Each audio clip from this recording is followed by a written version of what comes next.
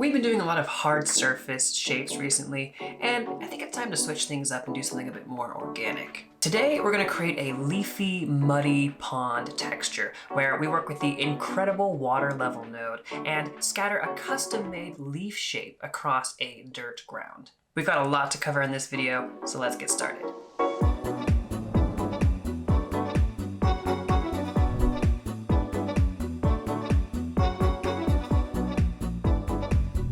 All right, a fresh new graph. Let's get started here. We're going to use the PBR metallic roughness template, and I'm going to call this Leafy Pond Tutorial.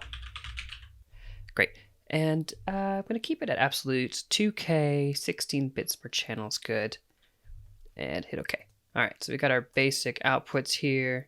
Let's make sure they're going into the 3D view. And so you can see my layout here is a bit different than the standard one. I have my Explorer with my graphs down in the bottom right corner, and then I've got my 2D and 3D views up here so that you can see them pretty well in the video. I'm also going to try and do my best to zoom in if there are some specific details. All right, so let's get started. We're going to start off by making leaves. And today we're going to go for a leaf that is slightly stylized and slightly realistic. There are a million different ways to portray a leaf, and here's one way to get that iconic shape. So we're going to start off with the leaf body, and to do that, we're going to create a waveform. So I'm going to use my waveform 1 node, and let's adjust this a little bit to get the kind of shape that we're looking for. So we can change our samples here, the size, min, and max. Let's see. So I really only want one wave. Let's increase the size max. And finally, I'm going to bring the pattern down to the lowest that it goes here. And actually, it's a bit much. Let's bring that down. Great. So we're getting this kind of wave leaf looking pattern here. Next up, let's rotate it by adding a safe transform. Now, a safe transform is different than a regular transform because it lets you tile, but it also easily rotates things at 45-degree increments. So you can see I can just rotate here, and it only rotates in tileable degrees. So really, I just need to rotate it so that it's up and down here. And now I'm going to add an interesting node. I'm going to add an anisotropic blur grayscale. Now, this is a really curious node. Look how I can adjust this sort of phasing of our leaf. And you might be able to see where we could possibly get a sort of leaf-like shape from this if we continue to adjust it a little bit more. So I'm going to change my intensity. I'm going to increase it a little bit. And I'm going to adjust some more of these parameters here. Let's bring this all the way up. And let's adjust the angle a little bit. And increase the quality all the way up to 1. You can see how that really thickens up the shape a bit. And so now I want to focus in on this shape, so I'm going to grab a histogram scan, and let's adjust the position here a little bit. You can see now we can really dial in this leaf shape by just changing the position and contrast of this histogram scan. So I really want to dial this in, and I can bring in those edges to a bit of a sharper cut here with the contrast. So we have the basic shape of our leaf here just by using this anisotropic blur. And you can notice that if you alter it, if I double click the histogram scan but single click the blur, you can really adjust this shape and what it comes out as just by rotating, which is pretty cool. So let's make some room. And let's add a stem to this shape. So a stem's going to be pretty easy. We're basically just going to get a shape node, and we're going to keep it a square. Let's dial down the size, and let's decrease it on the height and width. And we're just adjusting the X and Y here to get the right size of the stem. And to get more of an organic shape from this, let's add a blur. I'm going to use a high quality grayscale blur, and let's adjust our intensity. I think the default of 10 was fine. And then we're going to focus this again with the histogram scan. So bring up that position. Now, don't bring it up too high, otherwise you're going to get this pretty harsh edge on the corners, which is good for some shapes, but not for the stem. So we can adjust the position to get the range that we're looking for, and then we can use the contrast to then focus this in here. So I'm going to adjust these parameters just a little bit to get exactly what I'm looking for. That's good there. And let's focus this in a little more. Nice. Now up next, I want to add some volume to this shape. So there are many different ways to add volume, but I find one of the best in this case is using a non-uniform blur. So let's add a non-uniform blur grayscale. A non-uniform blur is a great way to add depth or mass to a shape. If you're looking for a good way to add some height to a basic shape or mask, this is a really good way to do it. So I've added this non-uniform blur, and for the blur map, I'm also going to bring in the same input. And now we can adjust our parameters here. So let's see, I want my intensity to come down just a bit. You can see how in our height map, we get more of a rounded 3D shape from our height map just by adding this non-uniform blur. So I'm going to alter the intensity a little bit here. And I'm just going to increase the samples that it's giving me and the blades. And now let's combine these two shapes together. So let's get a blend. And I'm going to put the leaf body in the background and the stem in the foreground. Set this to add here. Now, you're not going to see this right away. Let's add a transform so that we can move our stem into place. Let's bring this down. So I'm noticing that we're getting this really sharp, harsh line here. I think I want to blur out this leaf shape just a little bit. So what I'm going to do is go to my histogram scan and add a blur high quality grayscale.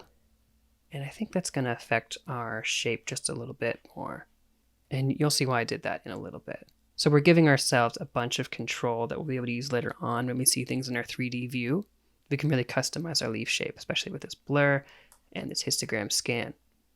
So I'm going to keep the stem right about here for now. And you can see that our leaf shape's coming together. I'm going to just reorder my nodes here, only because I like to think of these as layers, especially when they're coming into a blend node. So the foreground's on top, the background's on the bottom. And to easily straighten out nodes, select them and press this button here to either align them horizontally or vertically. And you can also snap them to the grid here with this button as well. Up next, let's make the veins in our leaf. So I'm going to go and get a tile generator. And I'm going to adjust the X and Y amount here. I don't need any on the X. And instead of a brick pattern, I'm going to use a square so that there's no gradual fall off to our shapes. And then I'm going to scroll down and adjust the luminance random property so that we're getting all different kinds of luminance grayscale values here on our tiles. And then I'm going to grab another safe transform.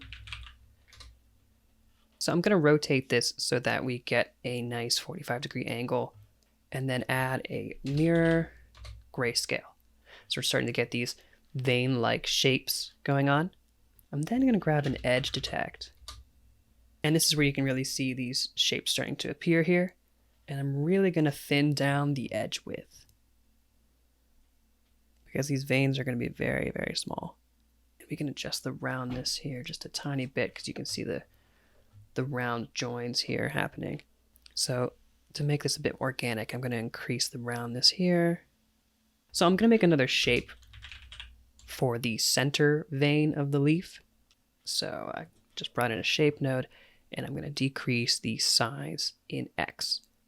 So I really get a thin line here. And then I'm going to subtract these two. So create a blend, bring the center vein into the foreground and the edge detect into the background, and set the blending mode to subtract here. So you can see we've got this center vein, and I can change the scale of this here. And now we want to add some volume to these veins. And like I mentioned before, to really add that volume, we're going to use a non-uniform grayscale. And we're adding this into the blur map as well. And let's increase our intensity a bit. I really want to smooth these things out. You notice we're getting these jagged edges, so let's increase the samples quite a bit and the blades. And let's play with this intensity. Not too much. And that's looking like a very smooth, good shape that we can use to subtract from our leaf shape. And to soften this up just a tiny bit more, I'm going to add another blur, high quality grayscale, and really decrease it just soften this up just a tiny bit. So let's take a look at what we're doing so far. I'm going to get a blend, and I'm going to bring our veins into the foreground and our leaf into the background. And if I set this to subtract, take a look at what's going on here. It's a really cool looking shape. You can see where the basic idea of what our leaf is looking like. It's looking a bit harsh right now, but we still have a couple things we need to do to it. First off, I'm going to bring down the opacity quite a bit. And as I do that, you'll see that our leaf starts growing and expanding, which is pretty cool. So right now you're noticing that things aren't really matching up very well. And that's because our veins are very uniform. They're going straight up and down. They're going exactly at 45-degree angles. And leaves are organic, right? They have a lot of distortions and different shapes going on. So what we need to do is start distorting and warping our veins so that it conforms to our leaf shape. So what we're going to do is I'm going to get a directional warp. And I'm going to plug in our blur high quality grayscale here into the warp. And then as an input, I'm going to get another shape. And this shape is a paraboloid. And so the paraboloid shape has a really nice soft fall off. And you can really control where the directional warp is affecting these veins by transforming this paraboloid and bring it into the intensity input. So after the shape, I'm going to add a transform 2D. And then I'm going to plug that into the intensity input. So if I double click the warp, you can see we've got this bending occurring. And that's exactly the kind of stuff that we're looking for a leaf. So to get a better idea of what we're doing, I'm going to put this directional warp in and replace our foreground in our blend. You can start to see what's going on here. But to really adjust this, I'm going to single click my transformation 2D and just move the paraboloid over. And if you can see in the icon here, we've got some tiling going on. We don't want that. So we'll go to tiling mode under our transform 2D and set it to absolute and then no tiling because we just want one single shape here. So again, I'm going to double click on our blend here, single click on our transform 2D. And now we can really adjust the fall off of this directional warp. And I might want to change some parameters like the intensity in our directional warp. So let's increase it just a little bit. See if I can increase it a lot. And then move our transform 2D around. We can shape how these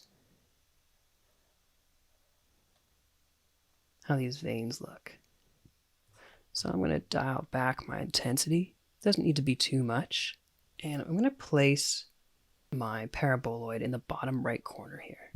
This is giving our veins just a slight sense of organic direction and distortion. And if your stem is out of place, you can simply move the transform 2D of that stem and really line it up to where you want it to go. So finally what I want to do is refine our shape just a little bit. And that's going to be done with a slope blur grayscale. What I want here is to bring my final blend into the grayscale input, and then as the slope, I'm going to use the leaf without the veins. Double click that, and you see it's gone all crazy. Let's increase our samples for one, bring down the intensity quite a bit, and I want to set it to min, so it's only altering the minimum values here. And we can adjust the fall off of our leaf and give it a more sense of where the leaf ends. And this will become a lot more clear when we put it in our 3D view. So let's keep organized a little bit and let's make some frames. So we can take this top section. We know that's going to be our veins.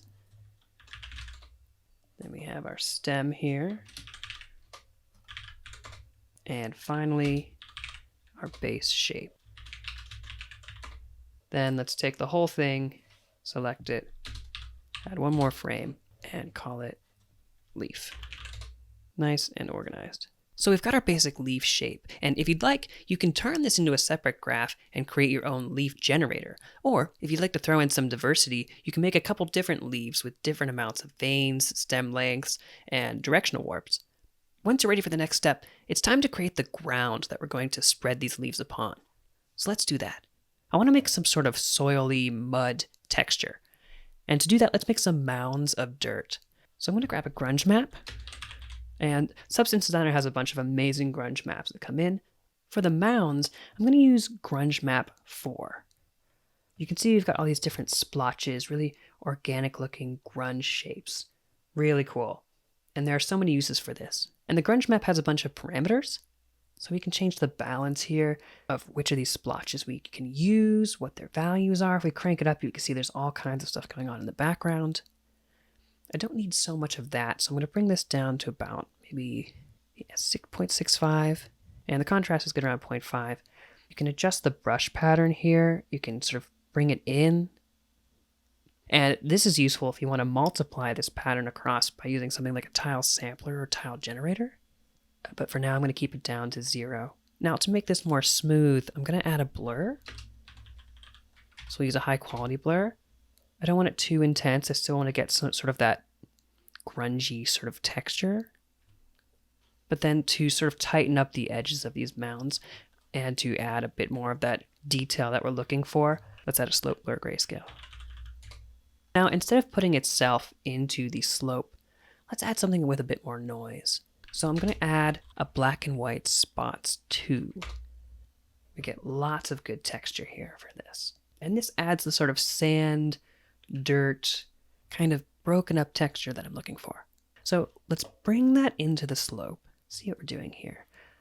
Of course, we need to bring up our samples, and we need to heavily bring down the intensity.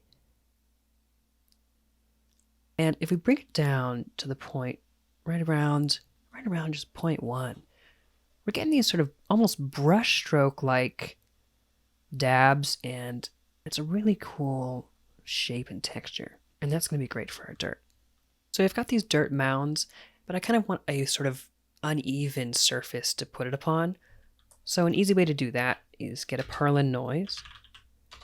And we can bring the scale down. And we can just blend these two together. So I'm going to put my Perlin noise in the background and our mounds of dirt from our slope blur in the foreground and set this to add. And you can see we're sort of blowing out the mounds. So let's bring that opacity down. And we just want hints of it. Let's start looking at what we're doing in our 3D view. So I'm going to create a blend node. And I'm going to hook up this blend to a couple of our outputs so we can see what's going on pretty easily. One blend that feeds into all these other outputs. So I'm going to bring this blend into the normal. I need to create an ambient occlusion.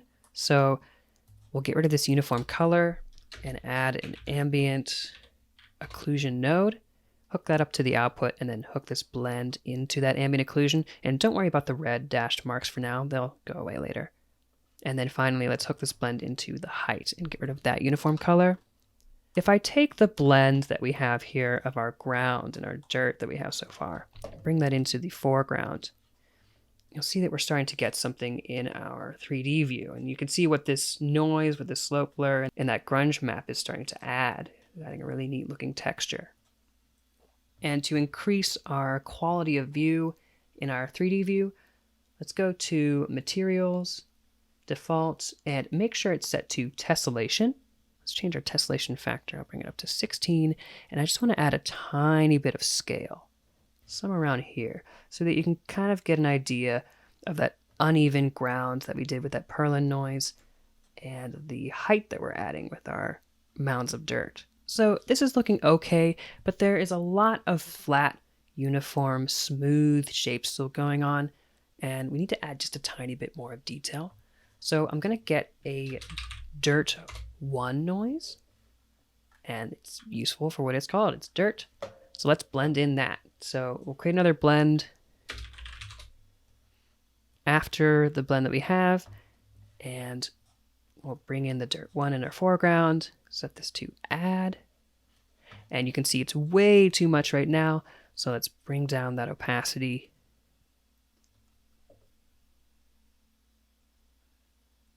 Break up some of that texture. So now you can see we're getting just a little bit more noise here. And I'm thinking mainly about viewing this material from right about here. I'm never really going to see it from this close. Really, we're just looking at it from here. You really need to think about how closely somebody's going to be viewing your material in either a game or a render or something like that. You don't need to go head over heels on the detail if you're not going to come close enough to the material to see it. So we've got our muddy ground here, so let's select it and frame it up. I'm going to call it muddy ground. And we now have these two components for our material. So in addition to having this sort of mud texture, I want to break it up a little bit with some pebbles and some small rocks. So I'm going to quickly make some pebbles, and I've covered this more in detail in a previous video, so if you'd like to check that out, I'm going to put it above and below that like button. But we're going to create some small, broken up, randomized pebbles that we're going to scatter across this ground layer.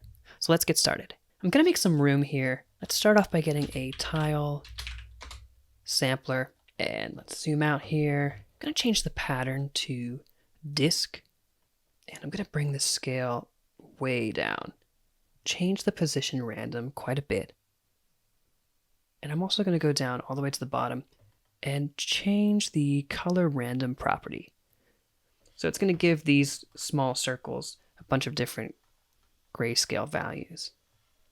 Up next, I'm going to add a distance node, and I'm going to bring the tile sampler into the source input. And then I have to get a histogram scan to create a mask. And let's just crank up the position and the contrast. So it's just a black and white mask. Go into our distance node, and let's crank this up to something really high, like 1,000. And we're getting this really cool Voronoi pattern shape. Let's get an edge detect. And we can adjust the roundness of our rocks and the width of these edges. And then I'm going to detect all these different islands here with the amazing flood fill node. Then attach a flood fill to gradient. You can see now we have all these gradients that are specific to each of these separate rock shapes. So I'm going to adjust the angle variation to 1 so they're all different. And then I'm going to duplicate these a bunch. So I'm going to click on my flood fill to gradient, hit Control D to duplicate. And then all I need to do is single click on the flood fill to gradient and then change the random seed. And the random seed's going to adjust these random gradient variations on each of these shapes. So I'm going to do it again, Control D, single click to make sure that we're looking at the properties. That's what this little icon means. And adjust the random seed. And let's do it one more time. Control D, single click. I'm going to set this to 3. So we've got all these different variations. Now let's blend them all together. So let's get a blend node. And this blend node is going to be set to min darken. So we'll take the first one in the foreground, second one in the background, and we're getting these planes now. Where they meet up, they're creating these edges, which is what really sells this sort of pebble rock shape in our height. So I'm going to duplicate this blend. And let's put the previous blend in the background and the third flood fill to gradient in the foreground. And we're making sure this is set to min darken. So we're adding another plane. And we'll do the same thing for the last one. Put that in the background. And our flood fill to gradient in the foreground. So we've got these different rock planes going on with all of our pebbles. Finally, to add more of an organic feel to these rocks, let's get our slope blur grayscale. This final blend is going to be our grayscale input, and then I want to kind of blur out this final blend with a blur high quality grayscale, and then put that into the slope. Let's increase the samples and decrease the intensity.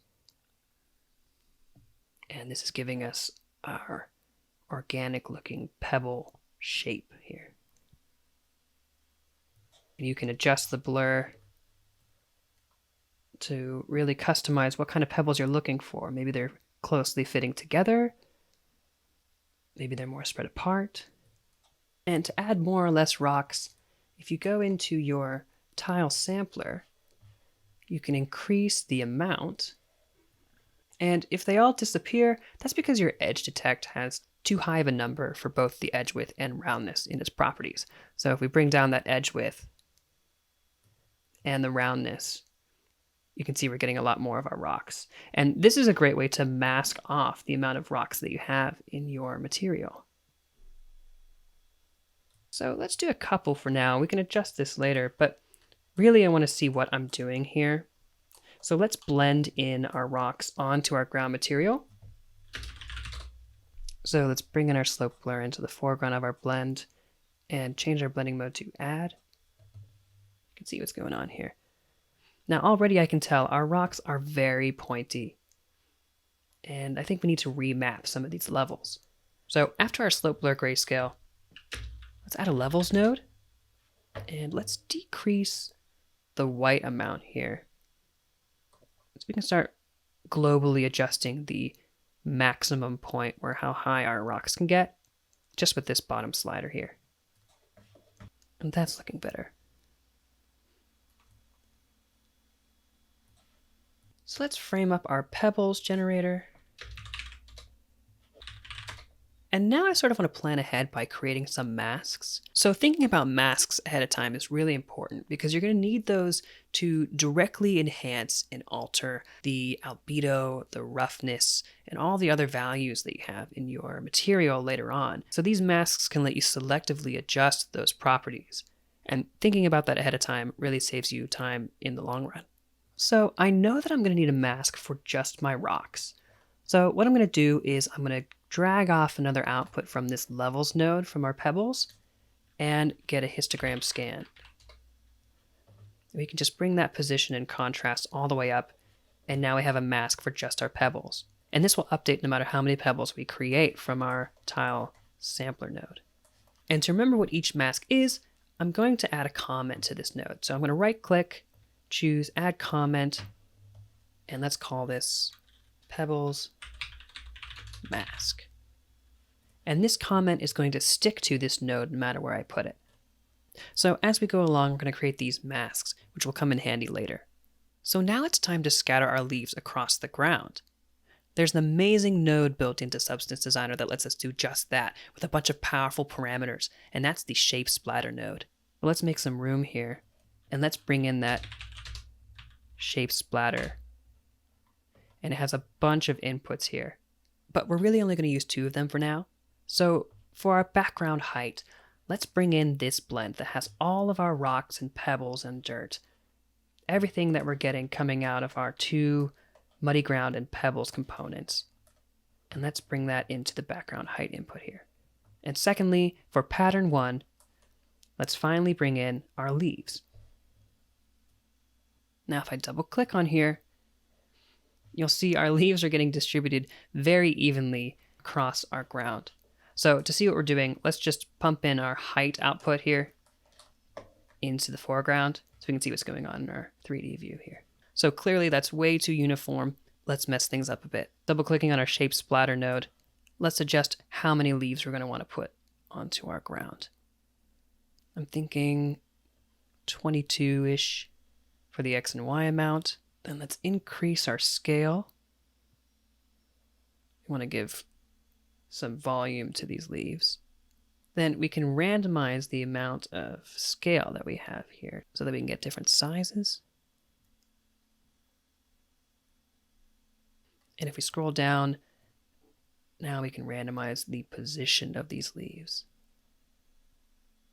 And finally, to get things really cooking, let's bring up the rotation random. Now these leaves are starting to look like they're being scattered over the surface. And this is starting to really sell that randomness that we're looking for. Now, the shape splatter has a lot of amazing height parameters too, because we're not just scattering this shape across a texture. It's looking at this base height that we have here, and we can conform these leaves to this base height. So let me show you what's going on. If I scroll down and go to the height, we can adjust the height offset. So if we want to sink these leaves in more, or if we want them to pop out a bit more, we can do that. I think because this ground is a bit soft, you want to make this seem like this texture has existed for a long time. So you'd imagine if things were coming through, or if it rained or something, that these leaves would start to get covered with that mud. So let's bring the leaves beneath the ground just a little bit. Much like displacement in any render engine, you can adjust the height scale that's going on here. And I'm going to keep it at 1, but then you can also randomize it. So I'm going to crank up the randomness, and you can see what that's doing is it's just adding a bit of variation into our leaves some more. The name of the game here really is variation.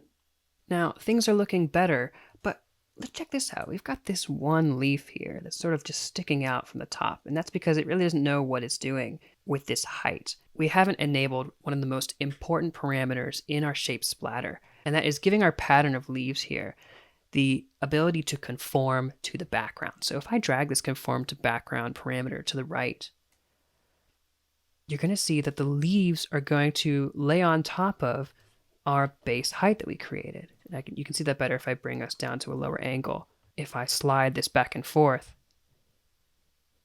the leaves are now starting to wrap around that dirt ground. But you can also see that it's giving us another problem. In the corner here, our leaves are all of a sudden getting a bunch of dirt on top of them. While that may be a cool effect, you can prevent this from happening by dragging this smooth conformed background option. So if I drag that, you can see that our dirt is smoothing away and we're just left with our leaves. So I'm going to bring that all the way up to 2 because right now I really don't want any dirt covering our leaves. And now our height is really starting to come together here. We've got our leaves scattered across. We've got kind of a dirt ground for them to cover. We've got our stone pebbles, and we're really creating a more detailed, realistic looking ground material here. The shape splatter node also generates a couple really useful outputs that we can use to generate some of our masks that I was talking about earlier. So we have this splatter data 1 and splatter data 2. If I double click this output, you can see we're getting some information here, kind of similar to what you'd get with a flood fill node. So you see we've got our background information, and then we also have our leaf information here as well. And the shape splatter node has some counterparts in the built-in Substance Designer node library. And one of those is called a shape splatter to mask node. So if I type that in, and you can see we have a bunch of different shape splatter nodes here, but if I grab a shape splatter to mask and bring in our splatter data 1, it automatically converts all that information into a useful mask that we can use. And even with these parameters from this mask node, you can randomly mask away different leaves. So I'm going to keep this mask around, and I'm going to comment it and call it my all leaves mask. I'm also going to use this same mask for a background mask. So I'm going to use an invert grayscale, and this also creates a mask for just the background. And I'm going to give it a comment. With everything that we have here so far, I think it's time to start creating some of our albedo and roughness maps. So let's make some more space here. In order to create our base color or our albedo, I want to focus in on our shape splatter's height, and I want to isolate the leaves and the background. I want to separate them from each other so that we can alter them specifically. So let's get a blend.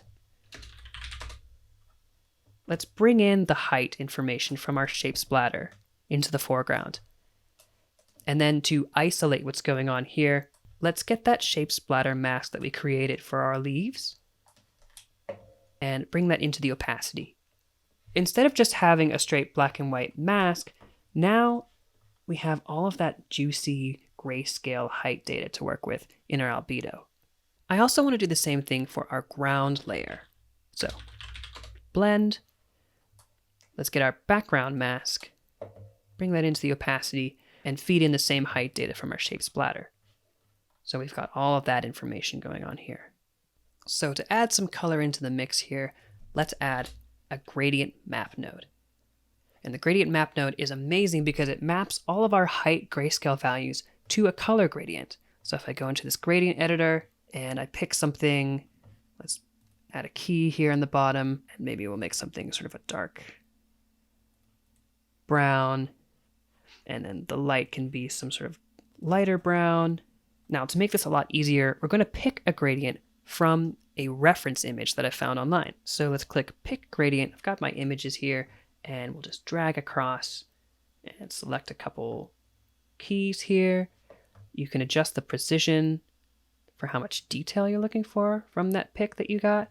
And you can play around with this and really get the kind of mud color that you're looking for. So I've commented these two blend layers here. So here's my ground detail, and I have my gradient map, and you can see I've gone for more of a brownish, dark color scheme. And now let's bring this gradient map into our albedo base color output to see what we're really doing in our 3D view. So here's our base color output, and let's get rid of this default uniform color that comes with the template, and let's bring in our base color. Now you can really see what's going on here. Our ground has more of a brownish, dark color going on, and the leaves are getting colored because we haven't masked them out yet and added their own colors yet. But that is what we're going to be doing next. Let's grab our leaf mask. Let's add another gradient map, and let's do the exact same thing. Let's pick our colors from our images. So you can see I've got a very simple gradient here. More keys doesn't necessarily mean a more desired amount of detail. And like I said before, we're going for a sort of half stylized, half realistic interpretation of leaves here. So I've just created some small keys here that I've picked from a reference image of a leaf and applied it to this gradient map. And so now let's combine these two. So I got a blend node. In the background, I've got my dirt gradient map. In the foreground, I've got my leaves. And for the mask to interpolate the two, I'm going to get that leaf, all leaves mask and bring that into the opacity. And finally, I'm going to shift click to borrow that output that's going into our base color. You can see our leaf texture is now being imposed on our ground texture. Finally, we're going to have to do the same thing for our pebbles. So remember earlier when we made that pebbles mask? Now we're going to start needing to use it. Over here, let's create a new blend and grab our shape splatter height and bring that into our foreground. And then to mask off those rocks, let's grab our pebbles mask and put it into the opacity. We can comment this and call it pebble detail. And let's add another gradient map. And for these keys and colors, I've made an even simpler gradient here with just a small darker key here and a couple light ones, providing this kind of an output. So let's blend those together.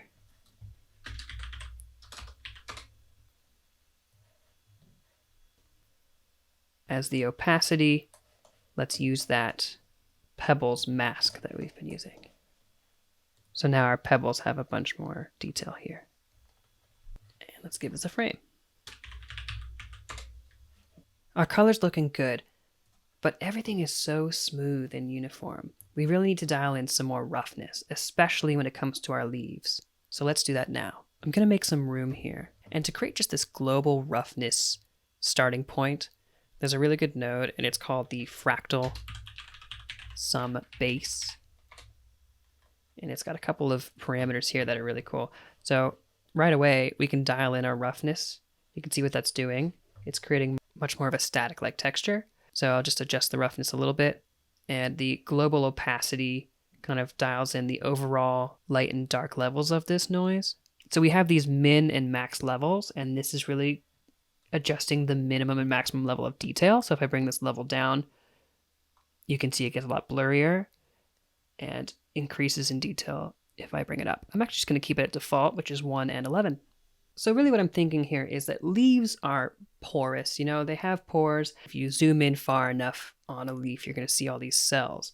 So that's kind of what I'm going for with this sort of fractal sum base approach. So to isolate the leaves, I'm going to have to grab that handy leaves mask that we have. First off, let's get a blend and let's put the fractal sum base into the foreground and grab our all leaves mask here and make that our opacity.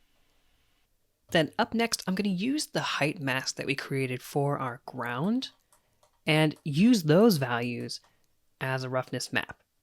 So let's go all the way back, get our muddy ground, and I'm going to take another output out of this blend. And I'm going to create a new blend. To isolate just the ground, let's get our background mask. You can also call this ground mask if that makes it easier. Put that in the opacity. And you noticed it's a bit flip-flopped here, and that's because we have our ground height in our background. So all you really need to do is shift click and borrow that map and bring it into the foreground. And now we're getting the desired result with our blend. So what I mean is we have our blend here, which has just the ground layer. That's coming into the foreground of our blend, and in the opacity input of our blend, we've got our background mask. And this is going to affect our roughness because we already have a lot of interesting values here coming from that ground layer. What we need to do now is blend our leaves that have this noise and our background. So we get a blend node. Let's make the background our background and our leaves our foreground. And let's change it to add. And here's what we got. Last but not least, let's plug in our roughness into our roughness output. And instead of deleting this, I'm actually going to keep this uniform color for later. Now, if we look at our material, you see we're getting a bit of variance with our roughness, but overall it's just a bit too rough. And so that's why I kept this uniform color around. So let's use this uniform color and multiply it by our roughness to add an overall sense of a more wet and shiny appearance to our material. So I'm going to create a blend here. I'm going to select this connection, add a blend, and I'll just bring it up here for now, and take this uniform color, put it in the foreground, and now I'll just set it to multiply, and this lets us really dial in the overall roughness values that we're getting. So I'm going to sort of increase it a little bit. That's a bit better. You can see the variation in roughness that we're getting on our leaves, and you can see sort of the wet ground and mud that we're getting here. And if you can also adjust this uniform color if it's too light or too dark. Just going to adjust the opacity of this a bit more. And for now, I'm thinking that's looking pretty good, but we can always adjust this later. So let's keep things organized here, and we can add another frame.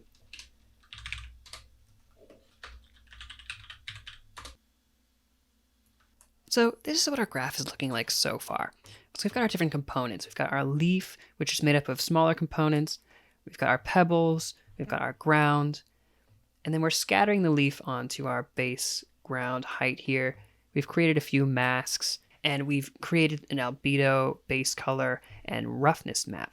Next, let's add water. So now we've got a basic material going, and this could be where the tutorial ends, but I didn't want to stop there because there's this really amazing node in Substance Designer that lets you add water to any material. You know those advertisements on TV where they say, just add water? Well, it's almost as easy as that.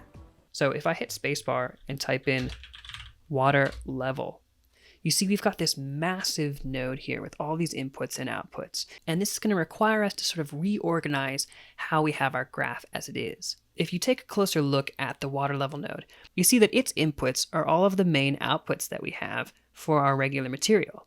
And we've already got all of these generated. So let's use them. What I'm going to do, I'm going to take our outputs and select them like this. And I'm going to move them over so that we have a separation between these nodes, which are going straight into our main outputs, and we can start hooking them up into our water level node. So if we start from the top down and we have base color, well, we're going to have to grab the base color that we're piping straight into our output node. But to organize this a bit better, I'm just going to create a new blend. This blend is literally just copying what we have from our blend here that's going from our albedo and into our final base color output. I'm just going to line this up right here and take this output, pump it into the base color. Up next is normal, and we have our normal right here, so let's pump that into the normal slot. We have our roughness blend already that's being multiplied by our uniform color, so let's bump that into roughness. We're not really using metallic, but I'm just going to pump it in anyway. So we've got our metallic uniform color, which is no metallic value, so it's black. We'll take our ambient occlusion and make sure you pump it into the AO input and not the height. And then at the bottom, I'm going to have to grab this overall combined height that we've created, just for some context. I'm just going to drag this out here, and you can see it's coming straight from our shape splatter height. So while it's going into a bunch of other maps, Let's also branch off another output and put it into our height input for our water level. Now, this is the incredible power of the water level node. So let's pump our water level outputs into our final outputs here. Base color to base color, normal to normal, roughness, metallic, ambient occlusion, and height, which are in different orders. Not sure why it's like that in the template. And look what we get by default. Really cool. It does a lot of this work for us. Now, you can see we do need to make quite a bit of an adjustment because right now it looks like our ground has been flooded. So right away, let's double click on our water level and we have a lot of amazing parameters that we can adjust. So let's go from the top down. Water level seems obvious. Bring it down, we can decrease the amount of water that we get. So if you only want a couple of puddles, we can keep it at a low value, and you can see we've got just a couple of puddles here. And to really illustrate this further, I'm going to go to my materials and edit and bring up the height scale just a tiny bit. So I'm going to set my water level to something like 0.36. And this leaf has been really bugging me. And what I really want to do is adjust kind of how we have things scattered. Because remember, this is all procedural. So I'm going to go back to my shape splatter node. I'm going to go to the position. And I'm just going to adjust the position random just a little bit. And you can see that leaf is now conformed to the background a bit better. So if that happens to you, you know what to do now. Okay, back to the water level parameters. I'm going to double click. We've got so much control here over the water itself. So here's the water darkness. I'm going to keep it at a bit more of a darker water. Now the edges wetness. So if I bring this down, the edges of the water are going to be a bit less wet, a bit less reflective. So something that really illustrates that is if you watch this leaf here and I bring the wetness up, you can see it starts to get a little more reflective. Great, so I'm going to set it there for now. Then you can change the distance of how much this wetness is affecting things that are breaking out of the water. I do want to make sure that there is a separation between the roughness of our leaves that we created and the water. So I'm going to keep this wetness distance pretty low, 0.1. And if we take a look at that, you can see what's going on here. I'm noticing an artifact that's going on with our stem, and I think that has something to do with the slope blur that we added earlier. So let's go back. And you can see this water node and the roughness are really bringing out sort of all the imperfections that we're getting. So if I go back to our leaf and find the slope blur grayscale that we added, and if I decrease the intensity, yeah, let's find the right balance here. You can see right here, that's what's really causing the artifacting. And like I said, we're going to be viewing this material from about here. So as long as you can't really see it, we'll just dial it in. So moving on with our parameters for our water level node, you're getting a lot of really awesome effects here for free with this water level node. And one of them is this sludge. You can see we're getting kind of a sludgy, light, sort of tan, brown color. And that's coming from this sludge color. So if I make it something like blue, you can see what's really going on here. You can get some really awesome effects. I'm going to keep it by default though, because it's fine, it's natural. But you can change the depth and the opacity of this sludge. So I can really increase the amount so it looks like it's really dirty, and then adjust the opacity in which how much it shows up. So there's the depth, which is how much sludge is showing up in our sort of fake depth that we're creating. And then you can adjust the opacity. So I'm going to change our depth to something around here, but I'm going to bring down the opacity just a little bit.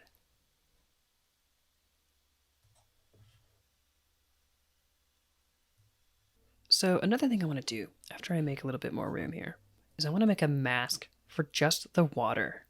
So if I double click this mask output from our water level, you see we get this really detailed grayscale mask. And what I really want to do now is just flatten it so that I can get a black and white mask from it. So I'm gonna left click off of it and drag and get that histogram scan node and bring up the position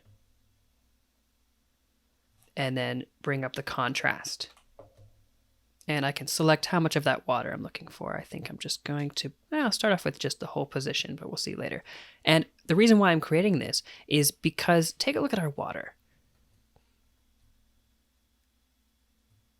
Right now, the water is very still.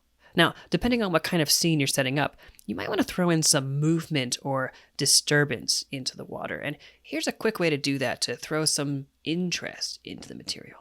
We're going to create some ripples. So let's grab a purlin noise, bring the scale down, then I'm going to grab a blend, and I'm going to set it to add.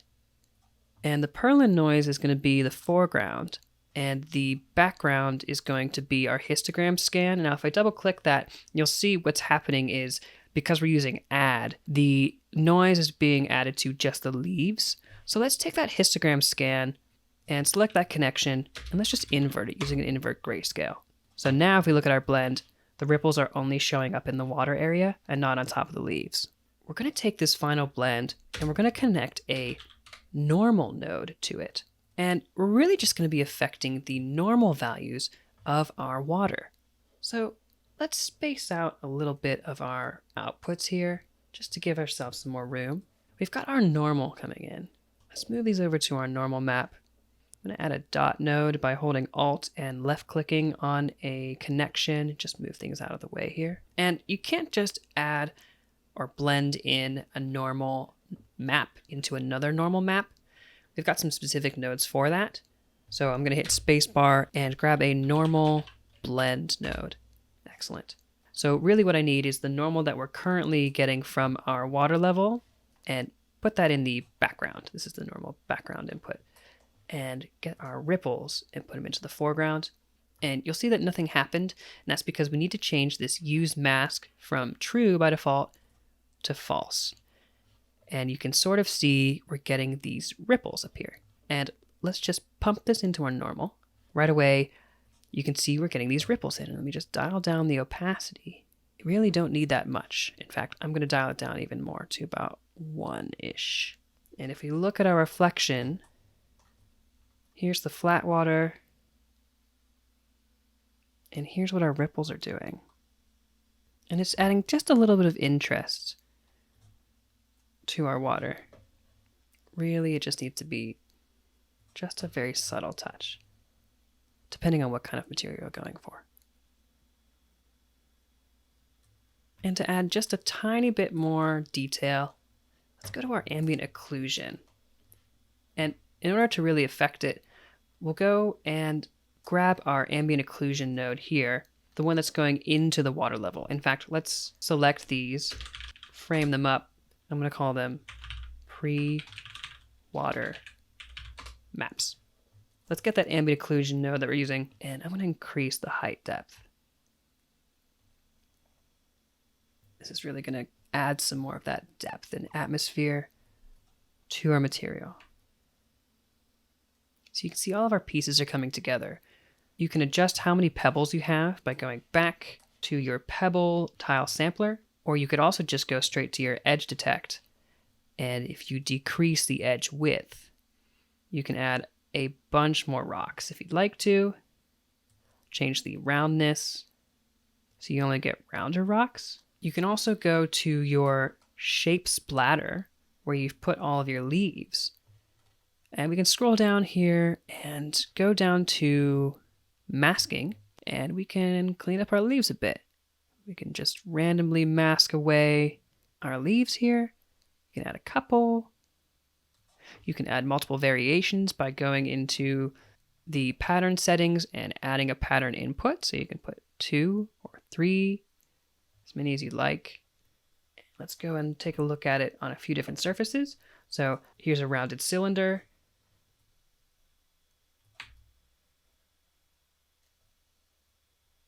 Here it is on the rounded cube.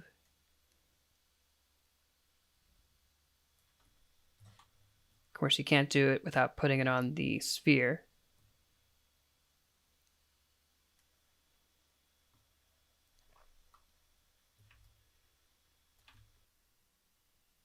And here we go.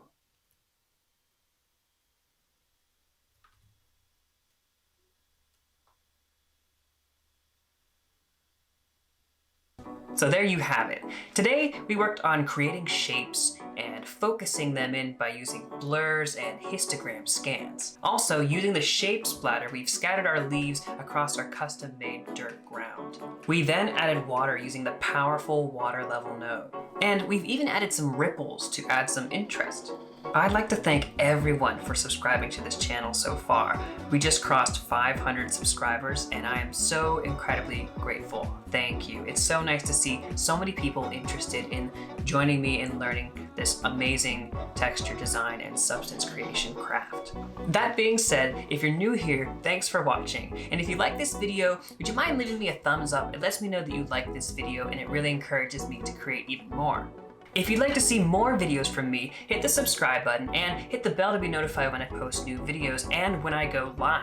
I've got another live stream coming up later this week where we continue our sci-fi wall project. The end goal is to create a sci-fi corridor using textures from Substance Designer and walking around it using Unreal Engine. And there might even be some VR in there. Until then, thank you so much for watching, and I'll see you in the next video.